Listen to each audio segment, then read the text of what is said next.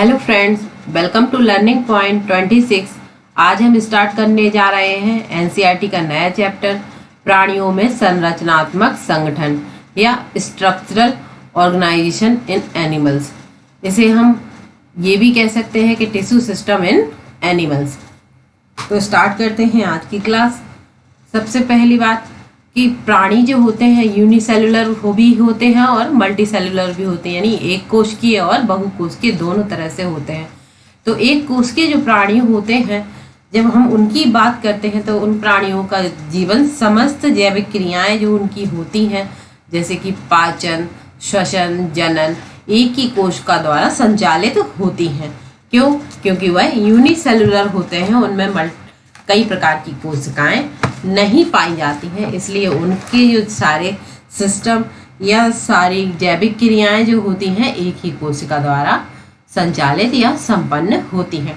और multi cellular प्राणी जो होते हैं उनका शरीर काफ़ी जटिल होता है और भिन्न भिन्न प्रकार की कोशिकाओं के समूहों द्वारा व्यवस्थित रूप से संपन्न होता है, यानी उनका शरीर कई प्रकार की कोशिकाओं से मिलकर बना होता है। और सरल प्राणी सिंपल जीव जो है हाइड्रा, उसका शरीर विभिन्न प्रकार की कोशिकाओं का बना हुआ होता है, जिसमें प्रत्येक कोशिका की संख्या हजारों में गिनी जाती है। तो मानव शरीर की बात करें तो मानव शरीर अरबों कोशिकाओं का बना हुआ होता है, जो विविध कार्य संपन्न करता है या फिर विभिन्न कार्यों में पार्टिसिपेट करता है। क्योंकि मानव शरीर में कई प्रकार की कोशिकाएं पाई जाती हैं, जब कोशिकाएं कई प्रकार की होंगी तो ऊतक का निर्माण होगा, तो विभिन्न प्रकार के ऊतक पाए जाते हैं। मल्टी सेलुलर प्राणियों में एनिमल्स में समान कोशिकाओं का समूह अंतरः कोशिकीय पदार्थों सहित एक विशेष कार्य करते हैं। जो कोशिकाओं का ऐसा संगठन क्या कहलाता? टिश्यू कहलाता है। जो एक निश्चित क्रिया करता है उसे हम क्या कहते हैं? टिश्यू कहते हैं। सभी जटिल प्राणियों का शरीर केवल 4 प्रकार के आधारभूत जो मेन बेसिक ऊतक होते हैं या टिश्यू होते हैं उनका बना हुआ होता है। कैसे? जटिल प्राणियों की बात हो रही है, यानी कॉम्प्लेक्स एनिमल्स जो कई प्रकार की कोशिकाओं के बने हुए होते हैं। ये सब ऊतक एक विशेष अनुपात में होते हैं, एक विशेष रेशियो में होते हैं, मतलब ये इनका एक निर्धारण होता है कि इतने रेशियो में ये पाए जाते हैं। तो जब ऊतक होंगे तो ऊतक से क्या होगा? अंगों का निर्माण होगा, और यह अंग आमाशय, लंग्स, हृदय, किडनी कुछ भी हो सकते हैं। जब 2 या 2 से अधिक अंग अपनी भौतिक रासायनिक परस्पर क्रियाओं से एक निश्चित कार्य को संपन्न कर अंग तंत्र का निर्माण करते हैं। मतलब क्या है कि जब ऊतक सेल से किसका निर्माण होता है? ऊतक का। ऊतक से किसका? अंग का। और अंग से अंग तंत्र का, यानी कई प्रकार के अंग जब मिल जाते हैं तो एक अंग तंत्र बन जाता है। तो एक किसी भी व्यक्ति के पूर्ण शरीर को संचालित करते हैं। जैसे कि पाचन तंत्र, किसी भी व्यक्ति के अंदर पाचन तंत्र होता है, श्वसन तंत्र होता है, उत्सर्जन तंत्र होता है, आदि प्रकार के सिस्टम पाए जाते हैं, जिसको संचालित कौन करता है? अंग करते हैं। तो अंग एक अंग से तो होगा नहीं, अंग काफी बहुत सारे अंग मिलकर एक अंग तंत्र का निर्माण करते हैं, जिस प्रकार से उनकी जैविक क्रियाएं संचालित होती हैं।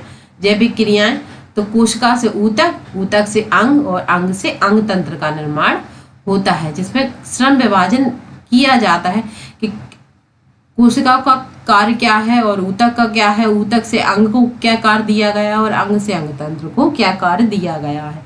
इस प्रकार श्रम का विभाजन कर दिया जाता है। और पूरे शरीर को जीवित रखने के लिए विशेष योगदान कौन देता है? सेल्स या ऊतक या अंग सभी एक दूसरे के साथ एक दूसरे की मदद करते हुए आगे श्रम का विभाजन करते जाते हैं, एक पूरे बॉडी का या एक पूरे शरीर को संचालित करते हैं। एनिमल टिश्यू जो होता है उसमें क्या होता है? 4 प्रकार के ऊतक पाए जाते हैं। कौन कौन से? उपकला ऊतक यानी एपिथेलियम ऊतक, संयोजी ऊतक यानी कनेक्टिंग टिश्यू, मस्कुलर टिश्यू और नर्वस टिश्यू जिसे हम कहते हैं। नेक्स्ट, तो सबसे पहले हम बात करते हैं किसकी? एपिथेलियम ऊतक की या एपिथेलियम टिश्यू की। जब हमारी जो अपर लेयर होती है बॉडी की उसको क्या कहते हैं? उपकला कहते हैं, यानी अपर लेयर जो पाई जाती है उसी को उपकला कहा जाता है। एपिथेलियम यानी एपी यानी ऊपर की, अपर पार्ट। इस ऊतक में एक मुक्त स्तर होता है जो एक ओर से तो देह यानी शरीर को बॉडी नोट और दूसरी ओर बाह्य वातावरण के संपर्क में रहता है। यानी हमारी जो स्किन रहती है वो ही स्किन ही तो बाहरी वातावरण के डायरेक्ट कांटेक्ट में रहती है। इस प्रकार देह का आवरण अस्तर का निर्माण करता है, यानी लिग्निंग्स का निर्माण करता है। कोशिका अंतराकोश की आधानी यानी इंटरसेलुलर मैट्रिक्स द्वारा दृढ़ता पूर्वक जुड़ी रहती हैं। यानी कोशिकाएं एक दूसरे से जुड़ी होती हैं तो एक मैट्रिक्स द्वारा जुड़ी रहती है जिससे कि उनमें किसी प्रकार की रगड़ या कुछ ना आए। तो ऊतक जो उपकला ऊतक एपिथेलियम टिश्यू है वो कितने प्रकार का होता है? 2 प्रकार का, सरल उपकला ऊतक और संयुक्त उपकला ऊतक। अब सरल उपकला ऊतक कितने प्रकार का होगा? ये ऊतक कितने प्रकार का? 3 प्रकार का, सल्की, घनाकार और स्तंभाकार। कौन सा? सरल उपकला ऊतक। सरल उपकला ऊतक एक ही स्तर का बना होता है, यानी एक ही लेयर का बना हुआ होता है। यह देह गुहा में पाया जाता है, वाहिनियों में और नलिका के स्तर में पाया जाता है। अब सल्की, जैसा कि नाम से स्पष्ट हो रहा है कि सल्क जैसी रचना पाई जाती है। तो यह क्या होती है? सल्की उपकला ऊतक में यह एक चपटी कोशिकाओं के पतले स्तर से बना होता है, यानी थिन लेयर से बना हुआ होता है, जिसके किनारे कैसे होते हैं? अनियमित होते हैं, इरेगुलर होते हैं, यानी कोई इनका स्पेस, इनका जो किनारा होता है वो रेगुलर नहीं होता है। यह ऊतक रक्त वाहिकाओं में की भित्ति में पाए जाते हैं और फेफड़े के वायु कोश यानी एयर सैक्स में पाए जाते हैं। ये किसका कार्य करते हैं? विसरण की सीमा का कार्य करते हैं। तो इनमें कौन कौन सी, इनमें फ्लैटेंड सेल पाई जाती हैं। कौन सी ऊतक में? सल्की उपकला ऊतक में। अब हम बात करते हैं घनाकार उपकला ऊतक की। तो यह स्तरीय घन जैसी होती है, इसका यह भी एक स्तरीय होता है। कैसा होता है? एक स्तरीय होता है, घन जैसी कोशिकाओं से बना हुआ होता है। ऐसी घन जैसी, घन कैसा होता है? आपने देखा होगा कि घन इस तरह से पाया जाता है। तो ये कैसा होता है? घन जैसी आकृति का होता है। यह सामान्यतः वृक्कों यानी नेफ्रॉन्स के नलिकाकार भागों में तथा ग्रंथियों की वाहिनियों में पाया जाता है। इनका मुख्य कार्य श्रवण और अवशोषण है। और वृक्क में वृक्कों की समीपस्थ बैलित कॉन्क्युलेटेड सूक्ष्म नलिकाओं की उपकला माइक्रोविलाई होते हैं। नेक्स्ट स्तंभाकार उपकला। स्तंभाकार उपकला जो लंबी पतली कोशिकाओं के एक स्तर का बना हुआ होता है। केंद्रक प्राय कोशिका के आधारी भाग से पाया जाता है, नहीं बेसल पार्ट में पाया जाता है। मुक्त सतह पर प्राय सूक्ष्मांकुर पाए जाते हैं। सूक्ष्मांकुर आमाशय, आंत्र तथा आंतरिक स्तर में पाए जाते हैं। यह भी किसका कार्य करते हैं? सिक्रेशन का और एब्जॉर्प्शन का कार्य करते हैं। यह भी सिक्रेशन और एब्जॉर्प्शन का कार्य कर रहा था। कौन सा? घनाकार उपकला और स्तंभाकार, ये दोनों सेम वर्क करते हैं, इनका फंक्शन सेम रहता है। और जो घनाकार है उसमें क्यूब लाइक सेल पाई जाती है, उसका जब घन जैसा आकार है तो क्यूब लाइक सेल इसमें पाई जाती है। नेक्स्ट, अभी हमने बात की कि स्तंभाकार, घनाकार और कौन सा? स्तंभाकार, घनाकार और सल्की उपकला ऊतक की। अब हम बात करते हैं, यदि इन स्तंभाकार और घनाकार कोशिकाओं की मुक्त सतह पर सीलिया होते हैं तो क्या कहलाते हैं? सीलिएटेड उपकला ऊतक कहलाते हैं। इसका कार्य कणों तथा श्लेष्मा को उपकला की सतह पर एक निश्चित दिशा में ले जाना होता है। यह मुख्यतः श्वसनिका तथा डिंब वाहिनी ग्रंथि की विशेषता होती है। ऐसी उपकला को उपकला ग्रंथल यानी ग्लैंडुलर एपिथेलियम कहा जाता है। ग्लैंडुलर एपिथेलियम जो एपिथेलियम पाई जाती कितने प्रकार की होती है? यूनिसेलुलर और मल्टीसेलुलर। तो यह 2 समूह में बांटी गई। एक कोशिक जो पृथक ग्रंथिल कोशिकाओं का बना होता है, जैसे आहार नाल की कलश कोशिका यूनिसेलुलर होती है। इसमें जैसे कि यूनिसेलुलर ग्लैंड्स ये आपको देखने को मिल रही है इस तरह से। और बहुकोश की ग्लोब सेल्स में पाई जाती हैं तथा बहुकोश की जो कोशिकाओं की पुंज यानी लार ग्रंथि का बना हुआ होता है, जैसे कि ये। अब स्रावी कोशिकाओं के निष्कासन के आधार पर यानी जो सीक्रेशन होता है उसके आधार पर ग्रंथियों को 2 भागों में बांटा गया, एक्सोक्राइन और एंडोक्राइन, यानी बाह्यस्रावी और अंतःस्रावी।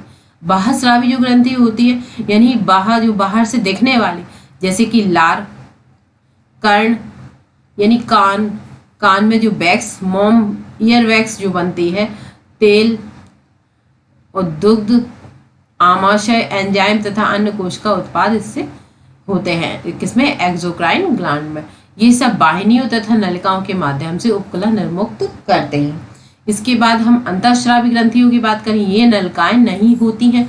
इसके उत्पाद क्या है, हार्मोन है, जो सीधे उस तरल पदार्थ के रूप में छोड़े जाते हैं जिसमें ग्रंथि स्थित होती है। अभी हमने बात की सरल उपकला ऊतक की। अब हम बात करते हैं संयुक्त उपकला ऊतक की। संयुक्त उपकला जो ऊतक है, एक से ज्यादा कोशिका स्तरीय होता है, यानी बहुस्तरीय होता है। जो सरल था वो एक स्तरीय था, लेकिन जो संयुक्त है उसमें बहुस्तरीय होता है। और इस प्रकार का इसमें श्रवण तथा अवशोषण की भूमिका मुख्य होती है। इसका मुख्य कार्य रासायनिक तथा यांत्रिक प्रतिबलों यानी स्ट्रेसेस से रक्षा करना होता है। यह त्वचा की शुष्क सतह, मुख गुहा की नम सतह पर ग्रसनी, लाल ग्रंथियों और अग्न्याशयी वाहिनियों के भीतरी स्तर में को ढक लेता है। उपकला की सभी कोशिकाएं एक दूसरे से अंतराकोशिकीय पदार्थों से जुड़ी हुई होती हैं। अब लगभग सभी प्राणी जो रहते हैं ऊतकों में कोशिकाओं की विशेष जोड़ यानी व्यक्तिगत यानी इंडिविजुअल कोशिकाओं को संरचनात्मक और कार्यात्मक संधि प्रदान करते हैं, यानी जोड़ प्रदान करते हैं। तो संधि जो रहती है कई प्रकार की होती है। कितने प्रकार की होती है? 3 प्रकार की होती है। कौन सी? सबसे पहली बात करते हैं हम दृढ़ संधि की। तो दृढ़ संधि क्या कहलाती है? टाइट जंक्शन जो रहती है पदार्थों को ऊतक से बाहर निकालने से रोकती है।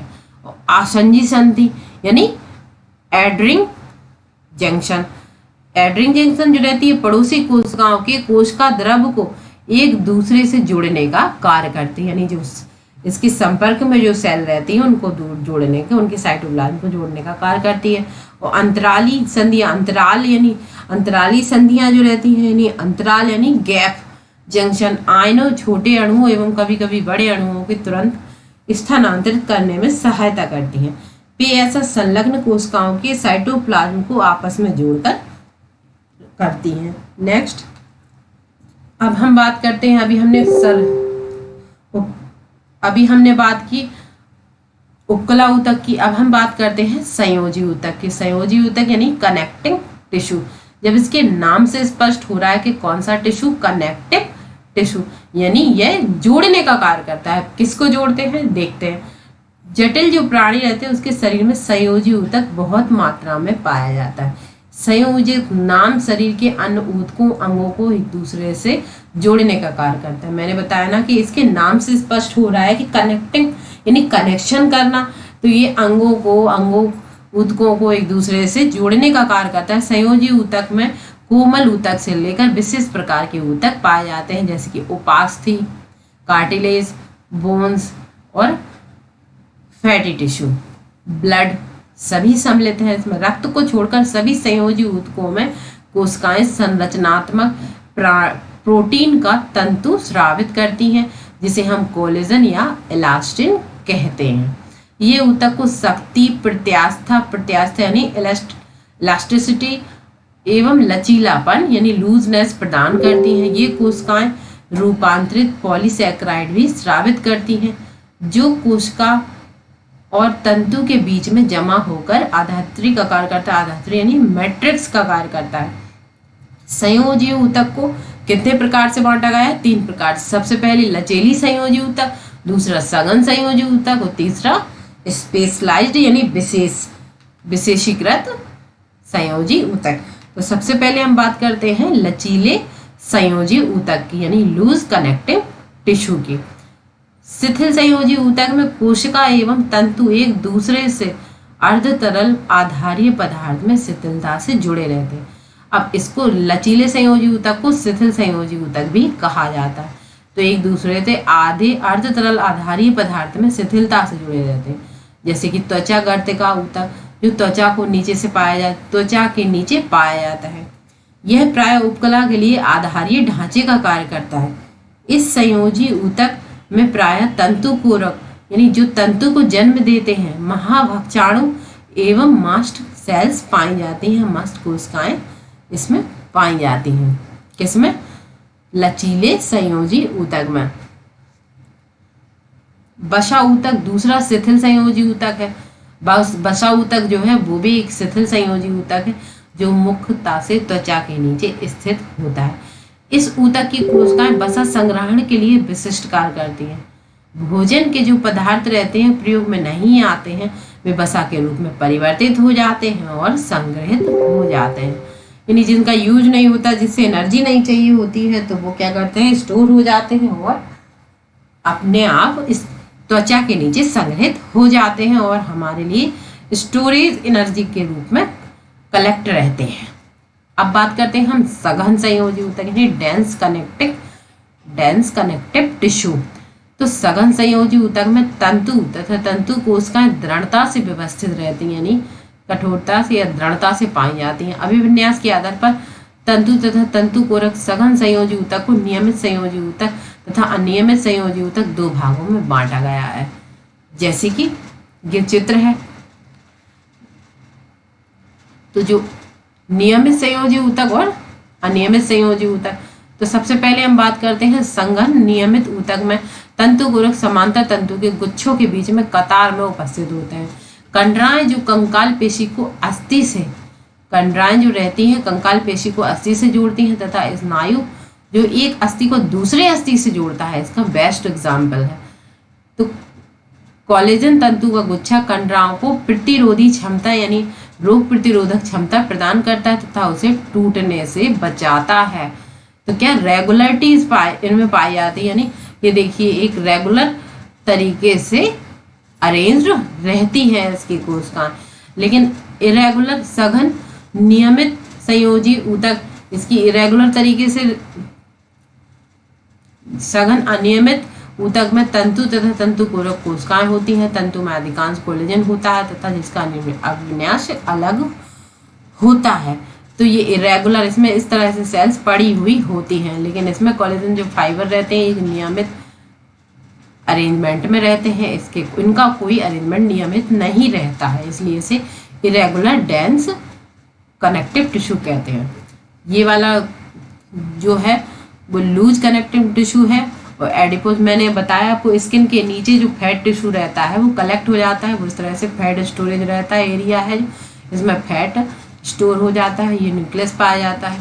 ये स्किन के नीचे का भाग है जो एडिपेज टिश्यू की फैट यानी फैट स्टोरेज रहता है, इसे एडिपोज टिश्यू कहते हैं जिसे। और ये वाला जो है लूज कनेक्टिव टिश्यू कहलाता है। नेक्स्ट अब आ जाइए विशिष्टकृत यानी स्पेशलाइज्ड कौन सा संयोजी ऊतक। सबसे पहले कार्टिलेज या उपास्थि, फिर अस्थि और फिर ब्लड या रक्त।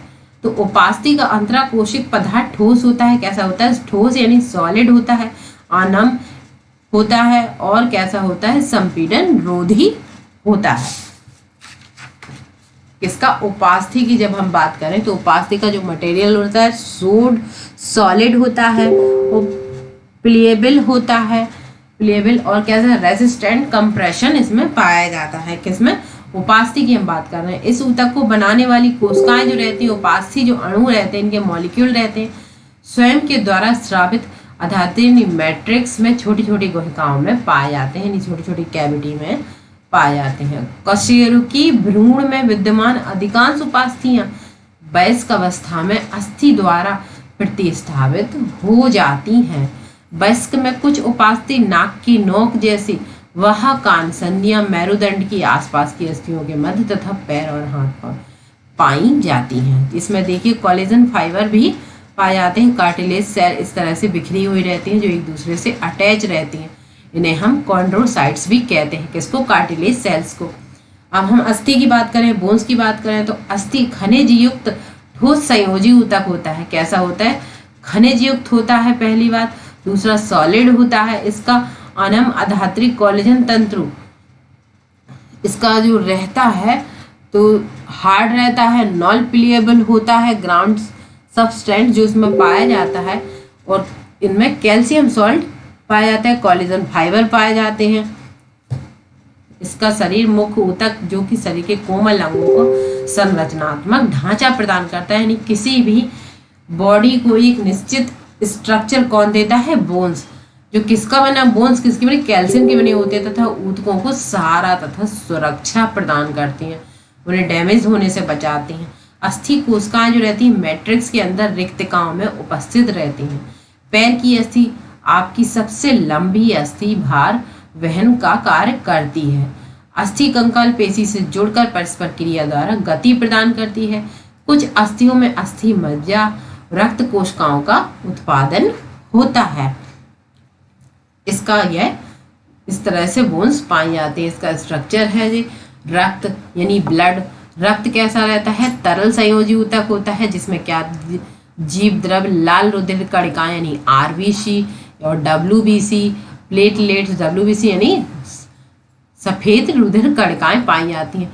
और रक्त कैसा रहता है? रक्त मुख्य परिसंचारी तरल पदार्थ होता है जो कि विभिन्न पदार्थों के परिवहन में सहायता करता है। ये किसी भी पदार्थ को, किसी भी मैट्रिक्स को एक जगह से दूसरी जगह कौन ले जाता है? रक्त ले जाने का कार्य करता है। नेक्स्ट, अभी आपने पढ़ा उपकला ऊतक, फिर संयोजी ऊतक, अब आप पढ़ेंगे पेशी ऊतक। तो पेशी ऊतक की जब हम बात करते हैं तो पेशी ऊतक अनेक लंबे बेलनाकार तंतुओं से बना हुआ होता है। यानी इसके जो तंतु पाए जाते हैं वो सिलेंड्रिकल होते हैं, जिसे समांतर पंक्तियों में सजे हुए रहते हैं। यह तंतु कई सूक्ष्म तंतुओं से बने होते हैं जिन्हें हम पेशी तंतु या माइक्रोफाइब्रिल कहते हैं, मायोफाइब्रिल्स कहते हैं। समस्त पेशी तंतु समन्वित रूप से उद्दीपन के कारण संकुचित हो जाते हैं तथा पुनः लंबा होकर अपनी असंकुचित अवस्था में आ जाते हैं। अब इसमें तीन तरह के, जैसे कि कंकाल पेशी मुख्य रूप से कंकाली अस्थि से जुड़ा रहता है। इसमें टिपिकल पेशी जैसे कि बाइसेप्स, दो सिरों वाली पेशी में रेखीय कंकाल पेशी तंतु एक समूह में एक साथ समांतर व्यवस्थित रहते हैं। पेशी ऊतक के समूह के चारों कठोर संयोजी ऊतक का आवरण पाया जाता है, यानी कनेक्टिंग टिश्यू इसमें पाया जाता है। ये सिलेंड्रिकल स्ट्रक्चर आपको देख रहे हैं, इसमें स्ट्रीस न्यूक्लियस पाया जा रहा है और एक दूसरे कनेक्टिंग टिश्यू द्वारा जुड़े हुए हैं। पेशी ऊतक की क्रिया से शरीर वातावरण में होने वाले परिवर्तनों के अनुसार गति करता है तथा शरीर के विभिन्न अंगों की स्थिति को संभाले रखता है। सामान्यतः शरीर की सभी गतियों में पेशियों ऊतक की महत्वपूर्ण भूमिका होती है। अब हृदय पेशी संकुचनशील ऊतक है, यानी कंस्ट्रक्टिव, सिकुड़ता है फैलता है, सिकुड़ता है फैलता है। किसका गुण है जी? हृदय पेशी का, जो केवल हृदय में पाया जाता है। हृदय पेशी की कोशिकाएं कैसी होती हैं? संधियों द्वारा द्रव कला से एक रूप होकर चिपकी रहती हैं। संचार संधियां तथा अंतर्विष्ट डिस्क इंटरसिलेटेड के कुछ संलग्न बिंदुओं पर कोशिका एक इकाई के रूप में संकुचित होती है। जैसे कि जब आप एक कोशिका संकुचन के लिए संकेत ग्रहण करते हैं तो दूसरी पास की कोशिका में संकुचन के लिए उद्दीपन आ जाता है। यानी इस कोशिका में अगर किसी प्रकार का संकुचन होगा तो इस कोशिका में अपने आप ट्रांसफर हो जाएगा, फिर इस कोशिका में इस तरह से होता रहता है। तो एक दूसरे से जुड़ी रहती है, जंक्शन रहता है, एडजेसेंट रहती हैं, एडजेसेंट सेल पाई जाती हैं। नेक्स्ट, जब चिकनी पेशी ऊतक यानी स्मूथ मस्कुलर टिश्यू की बात करें तो संकोचनशील कोशिकाओं के दोनों किनारे पतले होते हैं, सुई जैसे होते हैं, इनमें रेखाधारियां पाई जाती हैं। कोशिका संधि उन्हें एक साथ बांधे रखती है तथा ये संयोजी ऊतक के आवरण से ढके समूह रहते हैं। आंतरिक अंगों जैसे रक्त नलिका, अग्न्याशय तथा आंत की भित्ति में इस प्रकार का पेशी ऊतक पाया जाता है।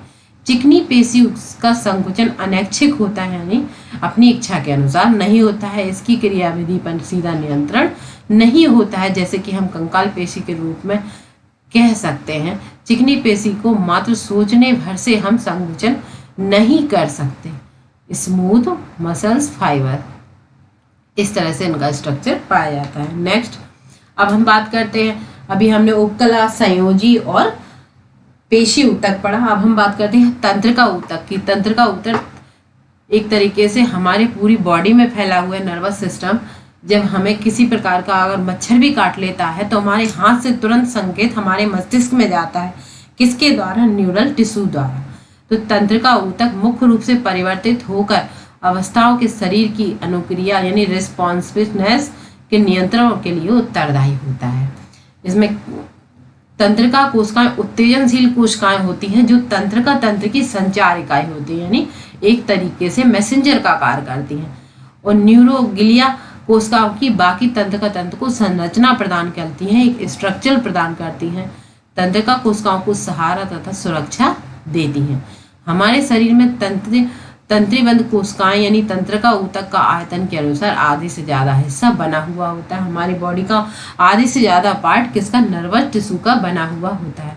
जब एक तंत्रिका कोशिका को उपयुक्त रूप से उद्दीपित करती है तो वह स्वयं होती है और विभिन्न प्रकार के वैद्युत परिवर्तन उत्पन्न करती है जो बहुत तेजी से कोशिका झिल्ली पर गमन करते हैं।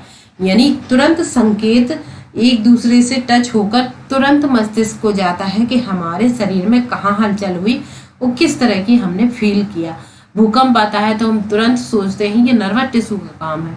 तंत्रिका ऊतक जब उत्तेजित होती है तब वह विभव परिवर्तन तंत्रिका कोशिका के अंतिम छोर पर पहुंचा देती है। आसपास की तंत्रिकाएं कोशिका न्यूरॉन तथा अन्य कोशिकाओं को या तो उद्दीपित करती हैं या उन्हें उद्दीप होने से रोकती हैं। यानी कोई कार्य जो हमें नहीं करना होता है तो उसको वह रोकती हैं, या फिर करना होता है तो उसके लिए आदेश देती है। किसका कार्य है, नर्वस टिश्यू का या नर्वस सिस्टम का। तो नर्वस न्यूरल टिश्यू जो होता है उसमें किस तरह के स्ट्रक्चर पाया जाता है। सबसे बड़े एक लंबा सा पार्ट होता है फाइब्रस, जिसे हम एक्सॉन कहते हैं। इसमें मिडिल पार्ट में न्यूक्लियस पाया जाता है। डेंड्राइट्स, इसके पतले पतले धागे जैसी रचनाएं निकली हुई होती हैं जिन्हें हम डेंड्राइट्स कहते हैं। और स्पॉट लाइक स्ट्रक्चर दिखाई दे रहे हैं जो बिखरे हुए होते हैं, तो इनको क्या कहते हैं, न्यूरोग्लिया कहा जाता है। नेक्स्ट, अब जब टिश्यू की बात हुई तो मैंने आपको बताया कि टिश्यू से क्या होता है, अंग, सारे टिश्यू मिलकर अंग का निर्माण करते हैं और अंग से अंग तंत्र का निर्माण हो जाता है। बहुकोशिकीय प्राणियों में उपर्युक्त वर्णित ऊतक संगठित होकर अंग और अंग तंत्र का निर्माण कर लेता है। जैसे आपने देखा कि इसमें कई प्रकार के अंग पाए जा रहे हैं, हार्ट, लीवर, स्टोमक, किडनी, ये सब क्या है, अंग हैं जो किससे बने हुए हैं, ऊतक से, ऊतकों से निर्मित है। इनके बाद इन ऊतकों से निर्मित है अंग और अंग से अंग तंत्र बन जाता है। इस तरह से पूरी एक बॉडी बन गई, अंग तंत्र का निर्माण हो गया। अब इसका आउटर स्ट्रक्चर जो रहता है इसको हम क्या कहते हैं, आकारिकी कहते हैं। तो जब आकारिकी का मुख्य मतलब क्या होता है कि आकारिकी का मुख्य मतलब होता है शरीर की वाह बनावट। क्या होता है, शरीर की वाह बनावट, जो बाह्य भागों का अध्ययन किया जाता है किसमें, आकारिकी में। जब एनाटॉमी की बात करें तो आंतरिक अंगों की संरचना के बारे में हम अध्ययन करेंगे। तो इस चैप्टर में हम आपको केंचुआ, तिलचट्टा या कॉकरोच या मेढक, 3 जो ऐसे जीव जंतु हैं उनके बारे में हम अध्ययन करेंगे। तो सबसे पहले हम बात करते हैं अर्थवर्म यानी केंचुआ, जो कि किसानों का मित्र कहा जाता है।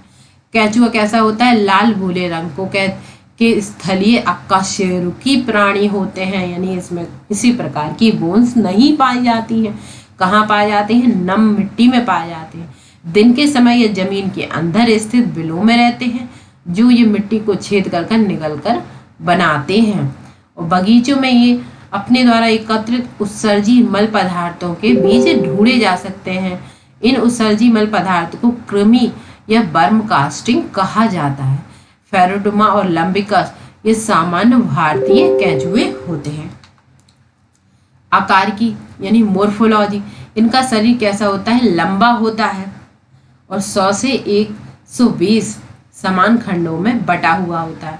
इनका पृष्ठ तल पर एक गहरी मध्यरेखा दिखाई देती है। इस तरह से पृष्ठ तल पर एक गहरी मध्यरेखा दिखाई देती है। अधर तल पर जनन छिद्र पाए जाते हैं जिनकी वजह से यह पृष्ठ तल से विभेदित हो जाता है। क्या हो जाता है, विभेदित हो जाता है। जैसे कि ये फीमेल जेनिटल एपरेचर और मेल जेनिटल एपरेचर ये पाए जाते हैं इसमें। पुरोमुख एक पालीलोब है। पुरोमुख यानी पोशोमियम जो है, जो मुख को ढकने वाली एक फननुमा संरचना होती है। यह फननुमा मृदा दरारों को खोलकर कृमि को उसमें रेंग कर जाने में मदद करती है। इसका जो स्ट्रक्चर रहता है, माउथ स्ट्रक्चर, इसको हम क्या कहते हैं, इसको हम प्रोसोमियम कहते हैं, प्रोसोमियम कहते हैं। पुरोमुख एक क्या है, संवेदी संरचना है। यानी मिट्टी में जाती है, सिकुड़ जाती है, फिर अंदर को चली जाती है, फिर बाहर को आ जाती है। शरीर का पहला खंड क्या कहलाता है, पेरिस्टोमियम, पेरिस्टोमियम कहलाता है। इसका जो फर्स्ट खंड होता है वो क्या कहलाता है, पेरिस्टोमियम कहलाता है। एक मैच्योर कृमि में एक जोड़ी ग्रंथिल गोलाकार पट्टी 14वें तथा 16वें खंड को घेरे रहती है। क्या रहती है, ग्रंथिल जो कोशिकाएं रहती हैं वो 14वें या 14वें या 16वें खंड को घेरे रहते हैं, जिसे हम मेटामेयर्स भी कह सकते हैं।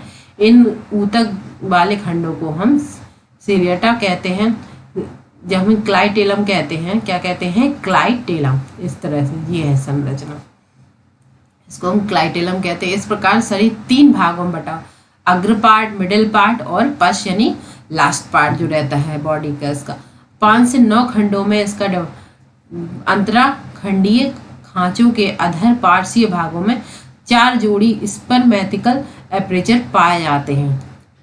एकल मादा जनन छिद्र 14वें खंड की मध्य अधर रेखा पर स्थित होते हैं। क्या रहते हैं, मेल पार्ट जो रहते हैं, फीमेल पार्ट्स रहते हैं 14वें खंड पर पाए जाते हैं, और एक जोड़ा मेल पार्ट जो रहते हैं यानी मेल पोर्स जो रहते हैं वो 18वें खंड पर पाए जाते हैं। बहुत से छोटे छोटे छिद्र इसमें पाए जाते हैं, जिसे हम नेफ्रॉन्स कहते हैं, और इनको संपूर्ण शरीर में पाए जाते हैं। इन छिद्रों के द्वारा ही उत्सर्जिका करता है, यानी उत्सर्जी अंग का कार्य करते हैं। शरीर के प्रथम तथा अंतिम जो इसके खंड रहते हैं उनके 2 खंडों में सूक यानी सीटी पाई जाती है। प्रत्येक खंड के मध्य में स्थित उपकला गर्त में धसी रहती हैं यह सीटी। तो इसका ये मेन कैरेक्टर है, सूक जो रहता है, यानी इसका जो पेरिस्टोमियम रहता है, यानी सूक छोटी बाल के समान संरचना होती है जो कि फैल तथा सिकुड़ सकती है, श्रिंक हो जाती है, फिर फैल जाती है इस तरह से, और इसकी महत्वपूर्ण भूमिका निभाती है। नेक्स्ट, अब हम आंतरिक आकारकी की बात करें यानी एनाटॉमी की बात करें तो केंचुए का शरीर जो रहता है कैसा होता है, पतली कोशिकाओं से ढका हुआ रहता है, जिसे हम उपत्वचा कहते हैं। इसके नीचे अधिचर्म गोलाकार और लंबवत परतें पाई जाती हैं। सबसे अंदर की ओर देहगुए उपकला पाई जाती है। अधिचर्म स्तंभाकार उपकला कोशिकाओं की एक स्तर की बनी हुई होती है, जिन्हें हम अन्य प्रकार की कोशिकाएं जैसे कि श्रावी कोशिकाएं भी सम्मिलित होते हैं। आहनल शरीर के प्रथम से अंतिम खंड तक एक लंबी सीधी नली के रूप में उपस्थित होती है। कैसे होती है, एक लंबी पतली नली के रूप में उपस्थित होती है आहारनाल, जो इस तरह से आपको स्ट्रक्चर दिख रहा है। तो आहारनाल जो लंबी पतली नली के रूप में है, तो इसमें कहाँ माउथ से शुरू होती है, माउथ से जब ये भोजन को निकलता है यानी मिट्टी या खनिज पदार्थ जो भी इसमें पत्तियां सड़े गले पदार्थ को निकलता है तो फेरिंग्स में आते हैं। फेरिंग्स के बाद ईसोफेगस में के बाद एक स्ट्रक्चर पाया जाता है, गिजर्ड कहा जाता है, उसमें आता है। इसके बाद स्टोमक में आता है, स्टोमक काफ़ी खंडों से बना हुआ होता है। इसके बाद पेरिटिफ्लोसोलर जो पार्ट रहता है इंटेस्टाइन का यानी प्रीमियम पार्ट रहता है उसमें आ जाता है। इसके बाद इंटेस्टाइन में पहुंच जाता है और आगे बढ़ता हुआ चला जाता है। तो इस तरह से आमाशय कहाँ पाया जाता है, आमाशय 9 से 14वें खंड तक पाया जाता है। केंचुए का भोजन सड़ी गली पत्तियां और मिट्टी में मिश्रित कार्बनिक पदार्थ होते हैं। आमाशय में स्थित कैल्सीफेरस ग्रंथि ह्यूमस में उपस्थित ह्यूमिक अम्लों को उदासीन कर देती है।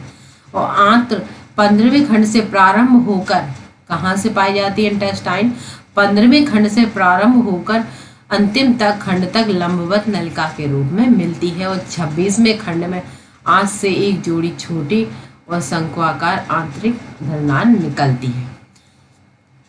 अब आंत का विशिष्ट गुण जो है 26वें खंड से प्रारंभ होता है तथा अंतिम 23-25 खंड को छोड़कर आंत की पृष्ठ सतह में आंतरिक बलन या भित्तिभंज पाया जाता है, जिसे हम क्या कहते हैं, टिफ्लोसोल कहते हैं। क्या कहते हैं, टिफ्लोसोल कहते हैं। यह बलन आंत में अवशोषण के प्रभावी क्षेत्र में वृद्धि करता है और आहारनाल शरीर के अंतिम खंड पर एक छोटे छिद्र के रूप में खुलती है, जिसे हम एनस कहते हैं। केंचुआ कार्बनिक पदार्थों से भरपूर मृदा को भोजन के रूप में निगलता है। किसको निगलता है, मृदा को, जो कार्बनिक पदार्थों से भरपूर मात्रा में रहती है। आहारनाल से गुजरते हुए समपाचक रस एंजाइमों को स्रावन करता है यानी सिक्रेशन होता है, जो कि पदार्थों के साथ घुल मिल जाते हैं। ये एंजाइम जटिल भोज कणों को सूक्ष्म अवशोषण योग्य कणों में बदल देते हैं। इनको सरल मॉलिक्यूल आहारनाल झिल्ली द्वारा अवशोषित कर लिए जाते हैं और उपयोग में भी लाए जाते हैं। अब हृदय होता है किसमें, इसके बाद केंचुए में जो हृदय होता है वो कैसा, ग्रसनी वृक्कों की फेरोटोमा का रुधिर परिसंचरण तंत्र बंद प्रकार का होता है। जिसमें रुधिर वाहिकाएं, कोशिकाएं, चूड़ा होते यानी वेसल्स पाई जाती हैं। बंद प्रकार के रुधिर तंत्र परिसंचरण तंत्र के कारण रुधिर का वेसल्स यानी हृदय तथा रक्त वाहिनियां तक वृक्क की सीमित रहती हैं। वृक्क जो रहता है सीमित रहता है। संकुचन रक्त परिसंचरण तंत्र को एक निश्चित दिशा में रखता है। इस तरह से लेटरल हर्ट्स जो पाया जाता है, इसमें डोर्सल वेसल्स पाई जाती हैं, यहाँ से ब्लड होता हुआ जाता है। लेटरल इसोफेजियल हर्ट्स पाए जाते हैं। जी इस तरह का स्ट्रक्चर जो दिखाई दे रहा है आपको, यहाँ से ब्लड होता हुआ जाता है और ये वेंट्रल वेसल्स होती हैं। ये लेटरल इसोफेजियल वेसल्स होती हैं। ये एंटीरियर लूप होता है और इसमें सब न्यूरल वेसल्स पाई जाती हैं। नेक्स्ट, अब सूक्ष्म रुधिर वाहिकाएं रक्त को आहार नाल की अध्यावरणीय वृक्क तंत्रिका कोशिकाओं द्वारा शरीर जो भित्ति तक पहुंचाती हैं। रुधिर ग्रंथियां पुंज कहाँ होता है? चौथे, पांचवें और छठे देह खंड में, यानी इनकी जो उनका डिवाइडेशन होता है, जैसे कि कैचुए का, कि ये खंड उसमें डिवाइडेशन किए कर दिया जाता है कि इस खंड में ये होगा, इस खंड तक ये पाया जाता है। तो ये ग्रंथियां पट्टीय होती हैं। कैसी होती हैं? सेप्टेड होती हैं और हीमोग्लोबिन तथा रुधिर कोशिकाओं का निर्माण करती हैं, जो वृक्क यानी नेफ्रॉन्स रुधिर प्लाज्मा में घुल जाते हैं। इसकी प्रकृति कैसी होती है? भक्ष काण्विक होती है। कैंचू में विशिष्ट श्वसन तंत्र नहीं पाया जाता है। इसमें विशिष्ट श्वसन तंत्र नहीं पाया जाता है। इसमें सर्कुलेटरी सिस्टम होता है, लेकिन कैसा होता है? क्लोज्ड होता है। उत्सर्जी अंग खंडों में व्यवस्थित रहते हैं। बल्ले नलिकाओं के बने हुए होते हैं, जिन्हें नेफ्रीडिया कहा जाता है। किसमें? कैचुए में।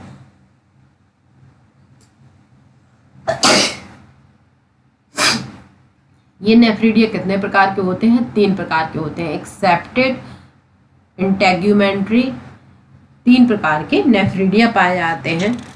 और फॉरेस्ट्रिस, इंटेग्यूमेंट्री नेफ्रीडिया जो आपको दे, tuft of pharyngeal nephridia, integumentary nephridia और फॉरेस्ट ऑफ इंटेग्यूमेंट्री नेफ्रीडिया यानी सेप्टेड।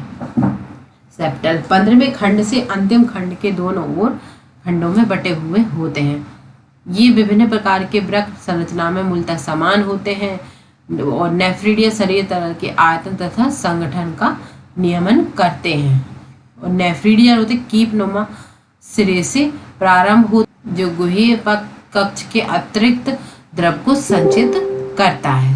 कीप वृक्क की नलिकाओं के भाग से जुड़ा रहता है, जो उत्सर्जी पदार्थों को छिद्र द्वारा शरीर के एकत्र कर आहार नाल से बाहर निकालता है। कैचुआ कैसा होता है? हर्माफ्रोडाइट होता है, यानी मेल और फीमेल इसमें दोनों पाए जाते हैं। टेस्टिस होते हैं और ओवरीज होती हैं। इसमें 10वें तथा 11वें खंड में 2 टेस्टिस होते हैं तथा वासा डिफरेंसिया खंड तक पाई जाती है। ये प्रोस्टेट डक्ट से जुड़े रहते हैं। 2 जोड़ी सहायक अतिरिक्त 17वें तथा 19वें खंड में स्पर्मेटिक शुक्राणु वाहिनी 18वें खंड के उस हिस्से में पाई जाती है। एक जोड़े नल मेल रिप्रोडक्टिव पोज है द्वारा खुलता है और छठे के 9वें खंड तक प्रत्येक खंड में एक थैलीनुमा संरचनाएं होती हैं, जो शुक्राणुधानियां कहलाती हैं। इस तरह से स्पर्मेटुअल फनल्स के रूप में पाए जाते हैं। ये ओवरी, ये ओविडक्ट, ये वासा डिफरेंसिया, ये एसेसरी ग्लैंड्स और prostate gland, testis sex. Next, इस तरह से आपकी कैचुआ हुआ समाप्त। अब कॉकरोच की बात करते हैं। तो कॉकरोच कैसा होता है? या चमकदार भूरे तथा काले रंग के सपाट शरीर वाले प्राणी होते हैं, जिन्हें कि संघ आर्थ्रोपोडा के इंसेक्टा कीट वर्ग में सम्मिलित किया गया है। उष्ण कटिबंधीय भागों में चमकीले पीले रंग के हरे रंग के कॉकरोच अक्सर दिखाई देते हैं।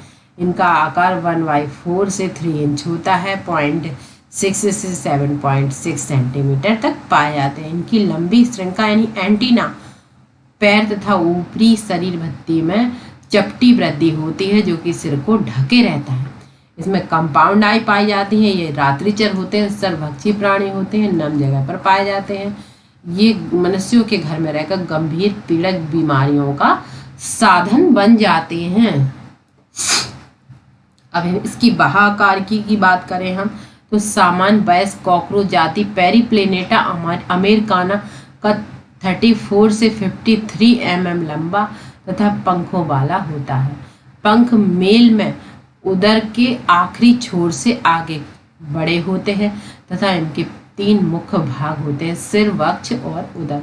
इसका पूरा शरीर मजबूत काइटिन युक्त बाह्य कंकाल यानी भूरे रंग का बना हुआ होता है। प्रत्येक खंड में बाह्य कंकाल मजबूत पट्टिकाएं होती हैं जिन्हें हम स्क्लेराइड्स कहते हैं। ये खंड आपस में एक पतली महीन तथा लचीली झिल्ली से जुड़े हुए होते हैं जिसे हम संधिकारी झिल्ली या संधि झिल्ली कहते हैं। इसका शरीर के अग्रभाग में इससे सिर कैसा होता है, ट्रायंगुलर होता है। शरीर के अनुदैर्ध्य अक्ष के साथ लगभग समकोण बनाता है। यह 6 खंडों के मिलने से बनता है तथा अपनी लचीले गर्दन के कारण सभी दिशाओं में घूम के देख सकता है। इसकी सिर्फ संपुटिका पर एक जोड़ी संयुक्त नेत्र पाए जाते हैं। किसके? तिलचट्टा। आंखों के आगे झिल्ली युक्त सॉकेट से धागे जैसी एक जोड़ी श्रृंगिका यानी एंटीना पाई जाती है और सिर के आगे वाले छोर पर उपांग लगे रहते हैं, इसके अपेंडिक्स लगे हैं जिसे काटने व चबाने का कार्य करते हैं। और मुखांग में एक जोड़ी औंष्ठ, ऊपरी जबड़ा, एक जोड़ी चिम्पास्थि, एक जोड़ी जीव का एक अधोराष्ट्र होता है। अब ये फिलीफॉर्म एंटीना, ये कंपाउंड आई हेड, ये टैगमिना और hind wings, abdomen, anal cerci और मीजोथोरिक लेग, मेटाथोरिक्स और प्रोथोरिक्स लेग, मीजोथोरिक्स, प्रोनोटम, ये हिस्सा जो पाया जाता है। नेक्स्ट, अब ये तो हुई उसकी बाह्य आकार की, उसी की हम बात कर रहे हैं। इसमें क्या है, एक मध्य लचीली पाली जिसे हम अधोग्रसनी या हाइपोफेरिंक्स कहते हैं, जिह्वा का कार्य करती है जो कि मुखांगों से घिरी गुहा में उपस्थित होती है। कहाँ पाई जाती? प्रत्येक बक्षीय खंड में एक जोड़ी टांगे पाई जाती है जिसे कक्षा कोना और थ्रोकेंटर, फीमर, टिबिया या टार्सस कहते हैं। जो जोड़ा मध्य वक्ष से निकलता है, दूसरा पश्चिम वक्ष से। अग्र पंख जो रहते हैं इन्हें टैगमन यानी आच्छाद्य कहते हैं। अपारदर्शी गहरे रंग के होते हैं तथा विश्राम अवस्था में पश्च वक्ष पंखों से ढके हुए होते हैं। जैसे कि ऑसिल्स, यहाँ एक कंपाउंड जो आई रहती है उनके नीचे एक पार्ट पाया जाता है जिसे हम ऑसलस कहते हैं। और मैंडिबल ये वाला पार्ट जो रहता है मैंडिबल कहलाता है, ये लेब्रम कहलाता है। मैग्जिला, जब इसको अलग अलग करते हैं, लेबियम। तो पश्च पंख पारदर्शी झिल्ली नुमा होते हैं तथा यह उड़ने में मदद करते हैं। 8वां व 9वां अधरक के साथ मिलकर एक जनन कोष्ठ या जननिक कोष्ठ बनाता है जिसके अग्रभाग में मादा जनन छिद्र, स्पर्मेथिकल छिद्र और समपार्श्विक छिद्र ग्रंथियां पाई जाती हैं। और फीमेल पार्ट में केवल 8वां पृष्ठक 7वें खंड द्वारा ढका रहता है। मेल तथा फीमेल दोनों में 10वें खंड पर एक जोड़ी संधि युक्त तंतु में सरसी पाई जाती है। इन लोगों के नीचे की ओर मेल के 9वें खंड में एक जोड़ी छोटे व धागे के समान एनल स्टाइली होती है और फीमेल में सूप अनुपस्थित होता है, यानी एनल स्टाइली नहीं पाई जाती, स्टाइली नहीं होती है। मैंडिबल इस तरह की रचना है। और मैग्जिला, रोए, इनके ऊपर हेयर पाया जा, लेबियम में हेयर लाइक स्ट्रक्चर सब में पाया जा रहा है, मैग्जिला में, मैंडिबल में। नेक्स्ट, अब हम इसकी एनाटॉमी की बात करते हैं। तो देह गुहा में स्थित आहार नाल 3 भागों अंग्यांत्र, मध्यांत और पश्चात में बड़ी, यानी middle part, upper part, middle part और लोअर पार्ट। मुख्य भाग एक छोटी नलिकाकार ग्रसनी में खुलता है जिससे एक सीधी और सक्रिय नली ग्रसिका निकलती है। इस तरह से मुख्य पार्ट जो रहता है फेरिंग्स में खुलता है, इसमें सैलिवरी ग्लैंड मुख में पाई जाती है, सैलिवरी रिजर्व से। इसके बाद जो फेरिंग्स रहती है वो कहाँ खुलती है, ईसोफेगस में। ईसोफेगस में तो ग्रसिका एक पतली भित्ति वाली कोश में खुलती है जिसे अन्नपुट कहते हैं। अन्नपुट मतलब क्या होता है, अन्नपुट यानी प्रॉप। इसके बाद इसके पीछे ग्रंथिल जठर यानी प्रोवेंट्रल तथा पेशनी पाई जाती है। इसमें एक बाहर मोटा पतला पेशी स्तर होता है तथा उस तक उपत्वचा 6 स्थानों पर मोटी उपत्वचीय दांत बनाते हैं। ये दांत भोजन के मोटे कणों को पीसने में सहायक होते हैं। क्या होते हैं, मोटे कणों को पीसने में सहायक होते हैं। मध्यांत में एक सक्रिय समान व्यास की नलिका होती है जिसमें त्वचा का स्तर पाया जाता है। अज्ञात मध्यांत की संधि स्थल पर अंगुली के समान 6 से 8 अंध नलिकाएं लगी रहती हैं जिनसे सिर के सिरे बंद होते हैं। इनको यकृतीय जठरीय अन्ननाल कहते हैं। ये पाचक रस बनाती हैं।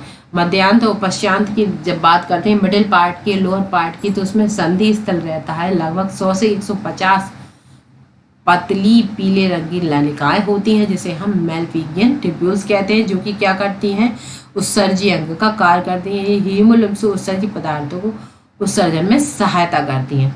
अब इसकी पश्चात यानी लोअर पार्ट की बात करें और मिडिल पार्ट से थोड़ा चौड़ा हो जाता है, मिडिल पार्ट से थोड़ा चौड़ा हो जाता है तथा क्षुद्रांत और वृद्धांत मूत्राशय में विभक्त हो जाती है और मलाशय बाहर की ओर एनस द्वारा खुलता है। तो सबसे पहले क्या होते हैं, जो ग्रसनी रहती है यानी फेरिंग्स रहती है उसमें लार ग्रंथि ये सब पाई जाती है माउथ में। इसके बाद ग्रसनी किस में खुलती है, ग्रसिका में खुलती है यानी ईसोफेगस में खुलती है। और ईसोफेगस कहाँ जाती है, क्रोप यानी जिसे सस्त कहते हैं उसमें भोजन कलेक्ट होता है। इसके बाद पेशनी जिसे हम गिजर्ड कहते हैं, पेशनी में या गिजर्ड में चला जाता है। यह इससे कनेक्टेड रहता है किससे, हेपेटिक सीसिंग यानी यकृतीय अधनाल से। और इसमें मध्यनाल मीजेंट्रॉन और मिडगट पाया जाता है जो कि क्या कहलाता है, मध्यंत और मध्य कहलाता है। इसमें फिर इसके बाद जो रेसे जैसी संरचना दिखाई दे रही है वो क्या कहलाती हैं, ये रेसे जैसी संरचना क्या कहलाती है, मेलपिगियन ट्यूब्यूल्स कहलाती हैं, जो इलियम में जाके इलियम से लगी रहती हैं। और इसके बाद कॉलन से सीधा रेक्टम। ये तो हो गई एनाटॉमी किसकी, कॉकरोच की। नेक्स्ट, तिलचट्टे में खुले प्रकार का क्या पाया जाता है, परिसंचरण तंत्र पाया जाता है यानी सर्कुलेटरी सिस्टम पाया जाता है। खुले प्रकार का यानी इसमें सारे जो अंग रहते हैं वो ओपनली डूबे रहते हैं किसमें, ब्लड में। इसकी रुधिर वाहिकाएं अल्प विकसित होती हैं और रुधिर गुहा में खुलती हैं तथा इसके सभी अंग अंतरंग इसमें डूबे रहते हैं जिसे लुसिक रुधिर लसिका कहा जाता है। रुधिर लसिका हीमोलिम्फ कहलाता है जो रंगहीन प्लाज्मा और रुधिराणुओं से बना हुआ होता है। कॉकरोच का हृदय एक लंबी पेशीय नली होती है। कैसी होती है, एक लंबी पेशीय नली होती है जो रुधिर गुहा में वक्ष और अधर के मध्य पृष्ठीय रेखा के साथ साथ स्थित होती है। हृदय कीपाकार कोष्ठकों में विभेदित होता है और दोनों तरफ आस यानी ऑस्टिया होते हैं। श्वसन तंत्र शाखित श्वास नलों के जाल का बना हुआ होता है। श्वास नाल श्वास छिद्रों द्वारा खुलती है। किसमें खुलती है, श्वास नाल जो रहती है श्वास छिद्रों में जाकर खुलती हैं। हवा 10 जोड़ी श्वास छिद्रों द्वारा अंदर प्रवेश करती है जो कि बाहर की ओर पार्श्व सतह पर व्यवस्थित रहते हैं। श्वास नाल में पुनः विभेदित होकर श्वास नलिकाएं पाई जाती हैं और यह हवा को श्वास नलिकाओं द्वारा शरीर के सभी भागों में पहुंचाती हैं। श्वास नलिकाओं पर गैसों का आदान प्रदान यानी विसरण विधि द्वारा होता है। तिलचट्टे में उत्सर्जन किसके द्वारा होता है, मेलपिगियन ट्यूब्यूल्स और रेसे जैसी संरचना हमने आपको बताई थी, इसके द्वारा उत्सर्जन का कार्य होता है। वह प्रत्येक नलिका ग्रंथिल तथा रोमयुक्त उपकला द्वारा अस्थित होती है। ये नाइट्रोजन अपशिष्ट पदार्थों को अपशोषण करके उन्हें जैव रासायनिक क्रिया द्वारा यूरिक अम्ल में परिवर्तित कर देती हैं। यूरिक अम्ल पश्चांत यानी लोअर पार्ट द्वारा उत्सर्जित कर दिया जाता है। यह एक कीट यूरिक अम्ल उत्सर्जकी कहलाती है। तिलचट्टा में नर्वस सिस्टम एक श्रेणीबद्ध खंडीय व्यवस्थित गुच्छिकाओं में बना हुआ पाया जाता है। 3 गुच्छिकाओं में 6 उदर स्थित होते हैं। कॉकरोच का तंत्र का तंत्र पूरे शरीर में फैला होता है यानी उससे फील हो जाता है, अगर उसे हम टच करने वाले भी होते हैं तो उसे फील हो जाता है। तंत्रिका का थोड़ा सा हिस्सा रहता है, जबकि बाकी भाग शरीर के दूसरे भागों के अधरतल में उपस्थित रहता है। अब तक आपने जान चुके हैं कि यदि हम उसका सिर काट देते हैं तो उसके बाद भी 1 सप्ताह तक जीवित रहता है, क्योंकि इसकी पूरी बॉडी में नर्वस सिस्टम फैला हुआ रहता है। सिर में मस्तिष्क अग्रगिस्का यानी गुच्छिका द्वारा निरूपित यानी रिप्रेजेंट रहता है। इसमें एंटीना जो पाए जाते हैं उस संयुक्त नेत्र को तंत्रिकाएं भेजते हैं। नेक्स्ट, तिलचट्टे में संवेदन अंग होते हैं कौन कौन से? श्रृंगिका, आंख, मैग्जिलरी स्पर्शक, लेबियम स्पर्शक तथा एनस। श्रृंगिका स्पर्शक रोमक स्पर्शक संवेदी अंग होते हैं। इसमें आप तिलचट्टा कैसा होता है? द्विलिंगी होता है, नहीं बाइसेक्सुअल होता है। इनमें दोनों प्रकार के पूर्ण विकसित जनन अंग पाए जाते हैं। इस तरह से देखिए, इसमें तिलचट्टा में टेस्टिस और फैलिक ग्लैंड कैसा होता है? द्विलिंगी होता है। इसमें टेस्टिस भी होते हैं, फैलिक ग्लैंड, स्मॉल टिब्यूल्स पाए जाते हैं और लॉन्ग टिब्यूल्स भी पाए जाते हैं। स्मॉल टिब्यूल्स और लॉन्ग टिब्यूल्स सभी पाए जाते हैं इसमें। और सेमिनल वेसल्स, वासा डिफरेंसिया और राइट फेलोमरी और वेंट्रल फेलोमरी, एनल सर्सी, कैडुअल स्टाइली, ये सब इसमें पाए जाते हैं। इसके बाद इसमें ओवरी, ओविडक्ट, कॉमन ओविडक्ट और वेजाइना, ये सब इसमें पाया जाता है। कोलेट्रल ग्लैंड्स पाई जाती हैं और जेनिटल चैम्बर होता है जो जेनिटल पाउच कहलाता है इसमें, वो बेस्ट बल्ब पाया जाता है।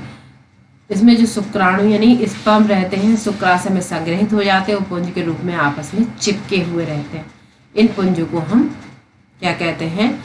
शुक्राणुधर कहते हैं, यानी स्पर्मेटोसाइट्स कहा जा सकता है। मैथुन के समय ये विसर्जित हो जाते हैं। कैसे हो? द्विलिंगी होते हैं, यानी बाइसेक्सुअल पाए जाते हैं। छठे खंड में एक जोड़ी शुक्रधानी होती है, यानी स्पर्म क्या पाई जाती है? शुक्रधानी पाई जाती है जो जनन कक्ष में खुलती है। किसमें खुलती है? जनन कक्ष में। और शुक्राणुधर के द्वारा स्थानांतरित हो जाते हैं। इसके निषेधित अंडे एक संपुट में संकुचित होते हैं और जो ओविडक्ट में पहुंच जाते हैं। ओविडक्ट में गहरे लाल रंग के काले भूरे रंग का 3/8 इंच 8 mm लंबा कैप्सूल होता है। ये संपुट दरारों द्वारा आर्द्रता युक्त तथा भोजन वाले स्थानों पर चिपका हुआ होता है तथा औसतन एक मादा 9 से 10 अंड उत्पन्न करती है और प्रत्येक में 14 से 16 अंडे होते हैं। इसीलिए पेरिप्लानेटा अमेरिकाना का परिवर्तन में मेटाबॉलिस प्रकार का होता है, अर्थात इसमें परिवर्तन के अभ्रक यानी निम्फ अवस्था में मुख्य रूप से पाए जाते हैं। अर्भक वयस्क, जो अर्भक रहता है उसके समान वयस्क के समान दिखता है। अर्भक की वृद्धि कायांतरण के द्वारा होती है। लगभग 13 निर्मोचन के बाद यह वयस्क में बदल जाता है और अंतिम अर्भक जो रहता है, अंतिम जो अर्भक अवस्था रहती है, पहली अवस्था में विंग्स पैड पाए जाते हैं। और तिलचट्टों की बहुत सी जंगली जातियां होती हैं तथा इनका कोई आर्थिक महत्व नहीं है। कुछ जातियां मनुष्य के बाद वास स्थानों में तथा उसके आसपास फलती फूलती हैं। ये पीड़क के रूप में कार्य करती हैं क्योंकि ये खाद्य पदार्थों को नष्ट करती हैं तथा दुर्गंध में पैदा करती हैं और भोज्य पदार्थों को संदूषित कर देती हैं और कई प्रकार की बीमारियां फैलाती हैं। इस तरह से तिलचट्टा आपका। अब हम बात करते हैं मेढक की। मेढक मीठे जल तथा धरती दोनों स्तरों पर पाया जाता है तथा कशेरुकी शंखी एम्फीबिया वर्ग से संबंधित होता है। भारत में पाई जाने वाली मेढक की सामान्य जाति कौन सी है? राना टिग्रीना। इसके शरीर का ताप स्थिर नहीं होता है। कैसा नहीं होता है? स्थिर नहीं होता है। इसके बाद शरीर का ताप वातावरण के ताप के अनुसार परिवर्तित होता रहता है। इस प्रकार के प्राणियों में असमतापी तथा अनियमित तापी कहलाते हैं। शत्रुओं के छिपने के लिए परिवर्तन की क्षमता होती है इसमें, जिसे ये छद्मावरण कहा जाता है। इसमें रक्षात्मक रंग परिवर्तन करने की इसमें अनुहरण पाए जाते हैं, यानी इसमें मिमिक्राई होती है, यानी इसमें मिमिक्राई होती है और ये अपना कलर परिवर्तित कर देते हैं, ग्रीन से ब्राउन कर लेते हैं और मेढक शीत तथा ग्रीष्म ऋतु में नहीं दिखाई देते। किसमें? ग्रीष्म ऋतु में नहीं दिखाई देते और शीत ऋतु में नहीं दिखाई देते। ये सर्दी गर्मी से अपनी रक्षा करने के लिए गड्ढों में चले जाते हैं। इस प्रक्रिया को क्रमशः शीत निष्क्रियता कहते हैं, यानी हाइबरनेशन कहा जाता है। और ग्रीष्म निष्क्रियता को एस्टिवेशन कहा जाता है, शीत निष्क्रियता को हाइब्रेशन और इसको एस्टिवेशन कहा जाता है। यह गड्ढों में चले जाते हैं अपनी। इस तरह से मेढक का स्ट्रक्चर हेड, आइज और फोर लैम्प, इसके हिंड लैम्प, इसका ट्रंक वहाकार की होती है। मेढक की त्वचा कैसी होती है? म्यूकस होती है, ढकी होने के कारण चिकनी तथा फिसलने युक्त होती है। इसकी त्वचा सदैव आर्द्र रहती है। मेढक की ऊपरी सतह धानी हरे रंग की होती है, जिसमें अनियमित धब्बे पाए जाते हैं। मेढक कभी पानी नहीं पीता, बल्कि त्वचा द्वारा इसका अवशोषण करता है। मेढक का शरीर सिर धड़ में विभाजित होता है। पूंछ तथा गर्दन का इसमें अभाव होता है। मुख के ऊपर एक जोड़ी नासिका द्वारा खुलते हैं। आंखें बाहर की ओर निकली हुई पाई जाती है। निमेशक पटल होता है उपस्थित रहते हैं, जिसे ढके हुए, ताकि जल के अंदर आंखों को बचा सके। आंखों के दोनों ओर टिपेनम पट उपस्थित रहता है, जो ध्वनि संकेतों को ग्रहण करने का कार्य करता है। अग्र तथा पश्चपाद चलने फिरने, टहलने और गड्ढा करने में सहायक सिद्ध होते हैं। अग्रपाद में 4 उंगलियां होती हैं, जबकि पश्चपाद में 5 और पश्चपाद लंबे तथा मार्शल होते हैं। पश्चपाद में झिल्ली युक्त अंगुली जल में महत्वपूर्ण भूमिका निभाती हैं।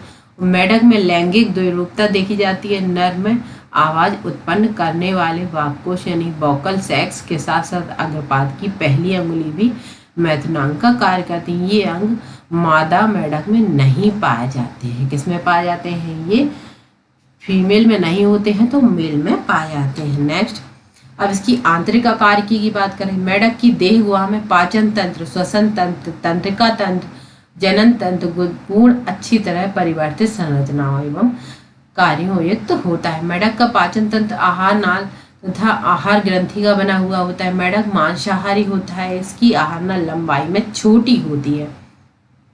ये देखिए, इसकी आहार नाल कैसी लंबाई में छोटी होती है।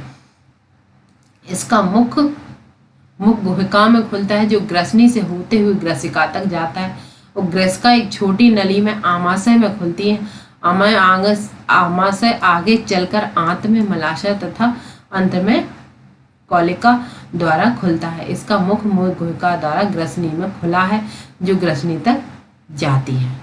इस तरह से इसका मुंह उधर से ईसोफेगस में खुलता है, जो सीधा जाता हुआ स्टोमक आ गया। इसके बाद इंटेस्टाइन, इंटेस्टाइन के बाद सीधा रेक्टम आता है। वो यकृत से पित्त रस स्रावित होता है, जो पित्ताशय में एकत्रित होता है। किसमें? यकृत से क्या होता है? पित्त रस स्रावित होता है, जो पित्ताशय में, पित्ताशय यानी गॉल ब्लैडर में एकत्रित होता है। अग्न्याशय पाचक ग्रंथि, जो अग्न्याशय रस स्रावित करती है, जिसे हम पाचक एंजाइम कहते हैं। मेढक अपनी द्विपालित जीभ से भोजन का शिकार कर लेता है, पकड़ता है। और इसके भोजन का पाचन आमाशय की दीवारों द्वारा स्रावित होता है। हाइड्रोक्लोरिकम तथा पाचक रसों द्वारा होता है। अर्धपाचित भोजन कायम कहलाता है। जो पचा हुआ भोजन नहीं रहता है, वो क्या कहलाता है? कायम कहलाता है।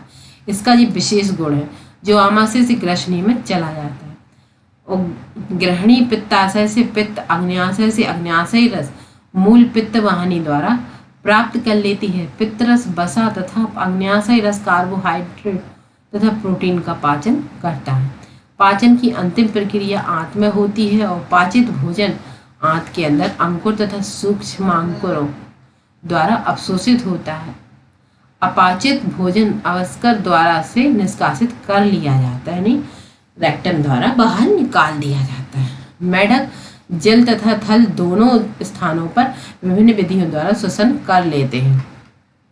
इसकी त्वचा एक जलीय श्वसनांग का कार्य करती है, यानी स्किन द्वारा ही है एक तरीके से क्या कहें एब्जॉर्प्शन और सिक्रेशन का कार्य करती है। इसकी त्वचा श्वसन का कार्य करती है। यह अपना श्वसन की जो रेस्पिरेशन की जो क्रिया है, इसकी स्किन द्वारा होती है। विसरण द्वारा पानी में घुली हुई ऑक्सीजन का विनिमय कर लेता है। जल के बाहर त्वचा, मुख और फेफड़े वायवीय श्वसन अंगों का कार्य करते हैं। फेफड़े के द्वारा श्वसन फुफ्फुसी श्वसन कहलाता है। और फेफड़े एक लंबे अंडाकार गुलाबी रंग की थैलीनुमा संरचना होती है। जो देह गुहा की बक्षीय भाग में पाया जाता है। वायुनाशा छिद्रों द्वारा मुख गुहा तथा फेफड़ों में खुलती है। ग्रीष्म निष्क्रियता शीत निष्क्रियता के दौरान मेढक त्वचा के शोषण कर लेता है। नेक्स्ट, मेढक का परिसंचरण तंत्र यानी सर्कुलेटरी सिस्टम। मेढक का परिसंचरण तंत्र सुविकसित बंद प्रकार का होता है यानी क्लोज्ड होता है। इसका लसिका परिसंचरण भी पाया जाता है। इसमें लसिका परिसंचरण तंत्र भी पाया जाता है, अर्थात ऑक्सीजनित तथा डीऑक्सीजनित ब्लड हृदय में मिश्रित होता है। इसका सर्कुलेटरी सिस्टम हृदय रक्त वाहिकाओं और रुधिर से मिलकर बनता है। लसिका तंत्र लसिका नलिकाओं और लसिका ग्रंथियों का बना होता है। लसिका तंत्र जो होता है लसिका नलिकाओं और लसिका ग्रंथियों का बना होता है। हृदय एक क्या रहता है, 3 चैम्बर में डिवाइड रहता है। माशल रहता है संरचना जो कि देह गुहा के ऊपरी भाग में स्थित होती है। यह पतली पारदर्शी झिल्ली हृदय आवरण पेरिकार्डियम कहलाते हैं। इसका जो हार्ट रहता है एक कवरिंग रहती है जिसे हम पेरिकार्डियम कहते हैं। और जो ट्राइलॉक्युलर स्ट्रक्चर रहता है जिसे हम सिराकोटर या साइनस वेनोसस कहते हैं। हृदय के दाहिने आलिंद से जुड़ा रहता है तथा महाशिराओं से रक्त प्राप्त करता है। हृदय का अधर सतह पर दाएं आलिंद के ऊपर एक थैलनुमा रचना धमनी शंकु होता है जिसमें निलय खुलता है यानी वेंट्रिकल खुल जाता है। हृदय से रक्त धमनियों द्वारा शरीर के सभी भागों में भेजा जाता है। इसे धमनी तंत्र कहते हैं। सिराएं शरीर के विभिन्न अंगों से रक्त एकत्रित कर हृदय में पहुंचाती हैं। यह सिरा तंत्र कहलाता है। हृदय में विशेष संयोजी सिराएं यकृत तथा आंतों के मध्य वृक्क तथा शरीर के निचले भागों में मध्य में पाई जाती है। इन्हें क्रमशः यकृत निवाहिका तंत्र कहते हैं। और रक्त प्लेज्मा तथा रक्त कणिकाओं से मिलकर बना होता है। रक्त कणिकाएं लाल रुधिर कणिकाएं रक्ताणु जिसे आरबीसी और श्वेत रुधिर कणिकाएं जिसे हम डब्ल्यूबीसी कहते हैं और प्लेटलेट्स पाई जाती हैं। रुधिर जो लाल रुधिर कणिकाओं में लाल रंग का शोषण रंजक हीमोग्लोबिन पाया जाता है। इन कणिकाओं में केंद्रक पाया जाता है। लसिका रुधिर से भिन्न होता है। लसिका जो रहता है ब्लड से सेपरेट होता है, अलग होता है, अलग तरह से होता है क्योंकि इसमें कुछ प्रोटीन व लाल रुधिर कणिकाएं अनुपस्थित होती हैं। परिसंचरण तंत्र के दौरान रक्त पोषक गैसों व जल को नियत स्थानों तक ले जाता है। रुधिर परिसंचरण तंत्र हृदय की पंपन क्रिया द्वारा करता है। जो फ्रॉग का सर्कुलेटरी सिस्टम है वह इस तरह से पाया जाता है। इसमें हृदय पंप होता है और वंस एक साइकिल से जाकर दूसरी साइकिल, दूसरी से तीसरी, तीसरी से चौथी, उसकी इस तरह से इसकी साइकिल कंप्लीट होती है। इसका उत्सर्जी तंत्र नाइट्रोजनी अपशिष्ट को शरीर से बाहर निकालने के लिए मेढक में पूर्ण विकसित उत्सर्जी तंत्र पाया जाता है। उत्सर्जी अंग में मुख्यतः एक जोड़ी नेफ्रॉन्स यानी मूत्रवाहिनी और द्वारा मूत्राशय होता है। इसमें गहरे रंग के सैम के आकार के और होते हैं जो नेफ्रिडा इसमें पाए जाते हैं। थोड़ा सा पीछे की ओर कशेरुक दंड के दोनों ओर स्थित होते हैं। प्रत्येक ब्रक यानी प्रत्येक नेफ्रिडिया कई संरचनात्मक